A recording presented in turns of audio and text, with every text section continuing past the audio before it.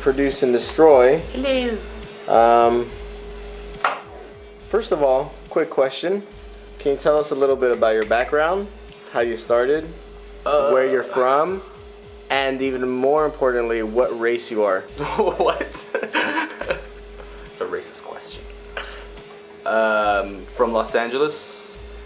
I started listening to techno a long time ago when I was a teenager. I'll leave it at that. And I got into dubstep probably around 2009-ish. I heard earlier versions, but it was too mellow for my taste. But yeah, so 2009 is like when I started actually making more of an impact because it was evolving to become harder and stuff. Sweet. So what race are you? I'm half South Korean and half Egyptian. All right. So you said you're from LA. What do you think of the way the scene is now? You said you were interested in 2009. Yeah. How do you see it now that's a little bit different, more to your taste? I think it's pretty dope. Like, it's flourishing pretty well right now. And I mean, there's like dubstep almost every day. Some club somewhere or an event. And what's cool is a lot of the promoters are like coordinating to some degree, so you don't have too many events happening on the same night, which is, I think, for LA very important, because we're so spread out and we have so many different scenes, so you can do different things every night. And so I think it's very important that people like somewhat synchronize. Sweet. As far as what's your current setup right now for production? What are you using? Production, I'm mostly all in the box, meaning almost everything's in my computer. Right. And the only gear, if you can even call it gear, is just a sound card.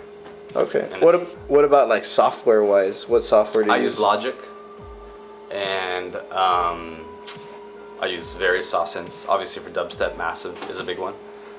And I actually use a PC running Logic.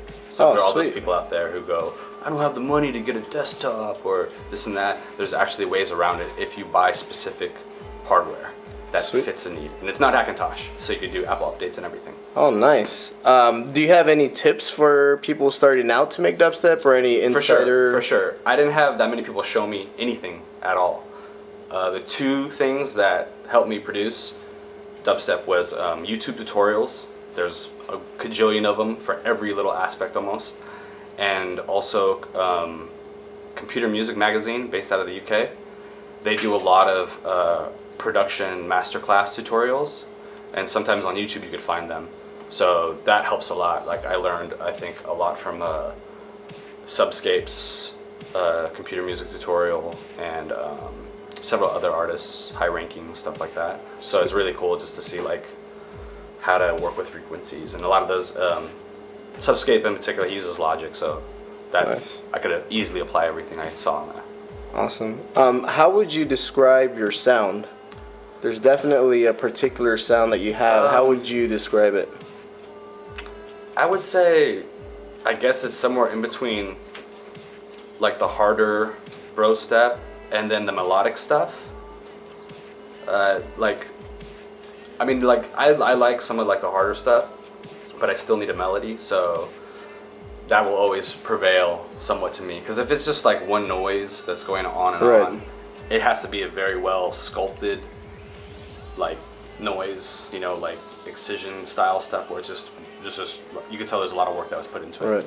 Besides that, like, I can get kind of bored if it's just, you know, one note over and over. So melody's important for me. Awesome. Did you have any mentors when you were starting out, or just, you said you were just using YouTube? Yeah, I had no mentors. A lot of trial and error?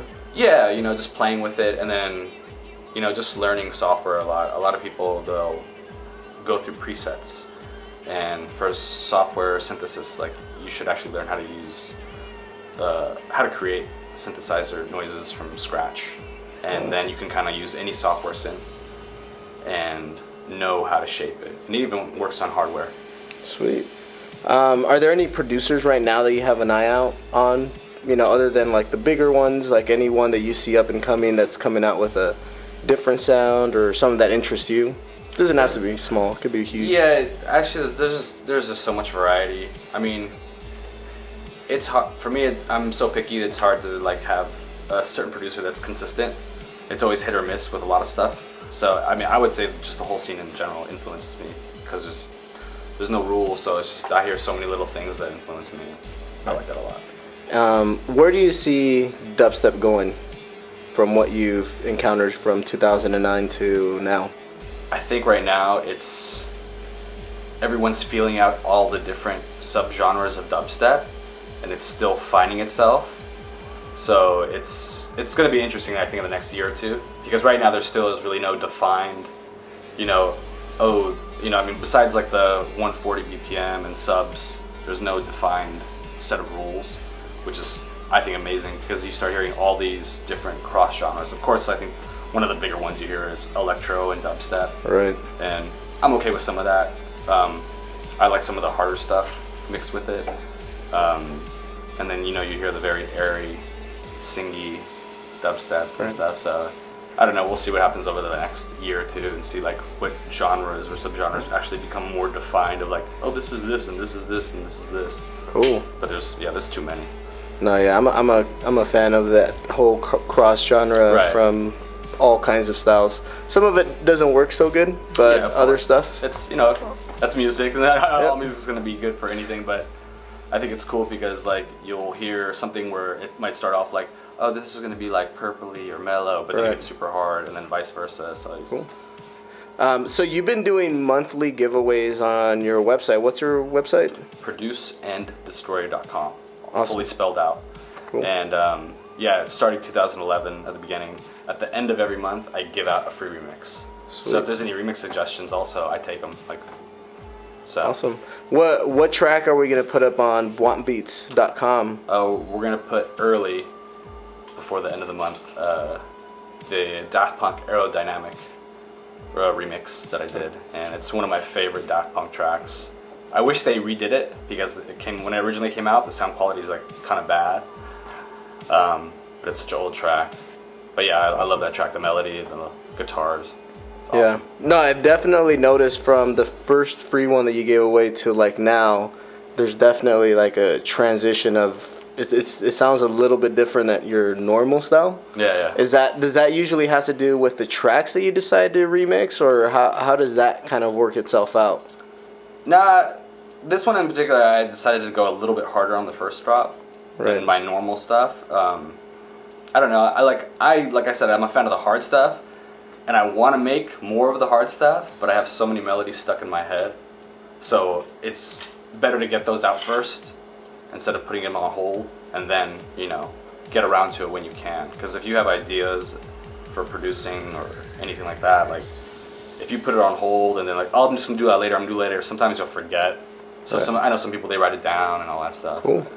All right, well, thank you very much. Appreciate you mixing on my show on Dubstep FM. Thank you, JVIZ. Yeah, big up. Check out his website, ProduceAndDestroy.com. Get the mix at BwompBeats.com. Peace.